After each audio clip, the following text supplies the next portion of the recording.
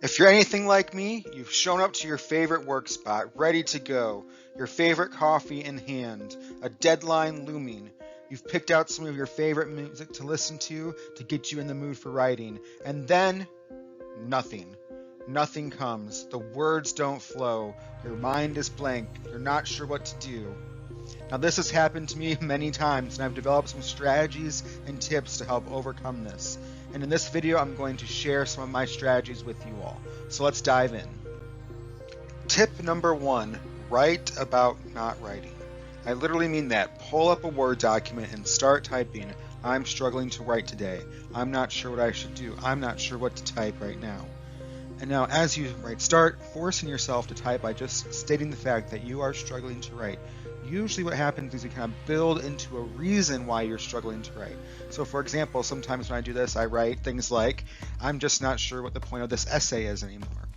And that gives me a clue of how to solve my writing dilemma, right? If I'm not sure what to write or what the point of the essay is, that might mean that I need to go back and do some brainstorming, do some more outlining for me to figure out what the point of the essay is before I can start writing.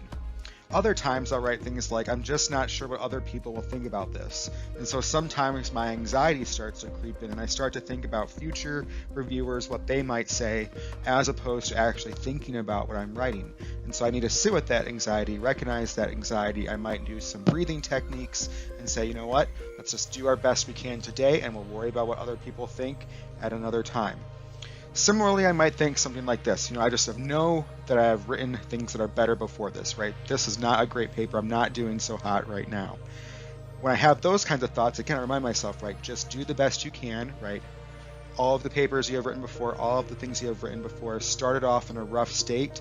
We're going to get the rough state today, and then we will perfect it as we move on. But it is okay to have not the best work as we're writing right now.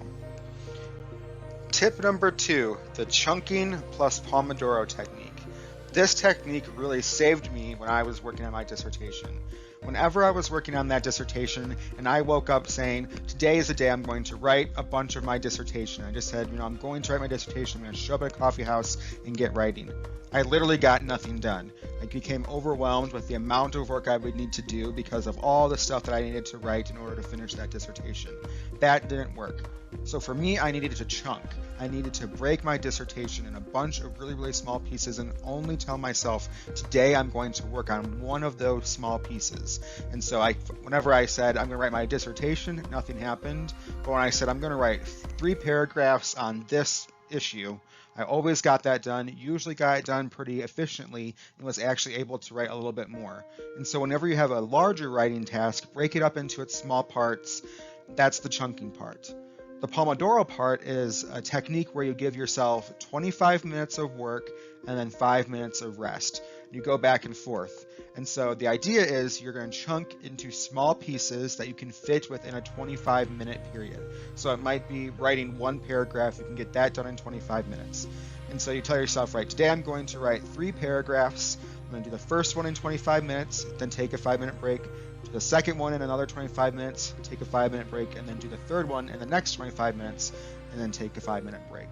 And so that gives you the time for you to rest, to kind of recuperate as you move into the next task that you have. It allows you to focus on really small, specific goals. And you also start to build momentum where you feel accomplished after each time you spend that 25 minutes getting something done. And so that's chunking in Pomodoro. I highly recommend it.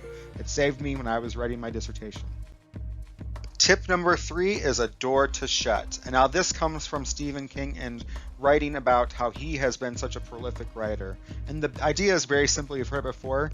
We need to have distraction-free environment to produce good work, to have a good writing habit. And so for him, right, it was a door to shut, right? That we're going to leave other things behind and just focus on our writing.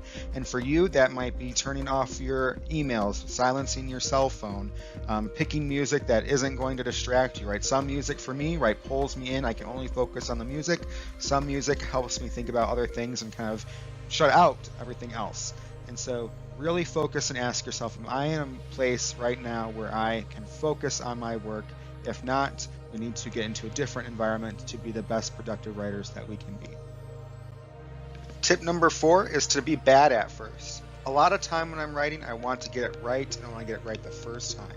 And so my perfectionism creeps in, and that really undermines my ability to get into a good flow, right? If I'm constantly thinking of the perfect word, the perfect first sentence, I'm not going to be thinking about much else. I'm not going to get into a good state of rhythm.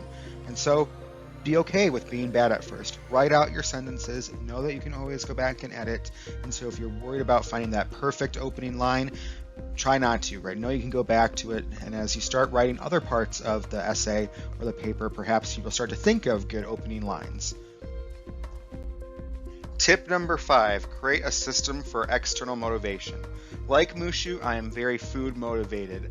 I can get myself to do about just anything if I give myself a food reward at the end. For me, it's usually sweets, brownies or cookies.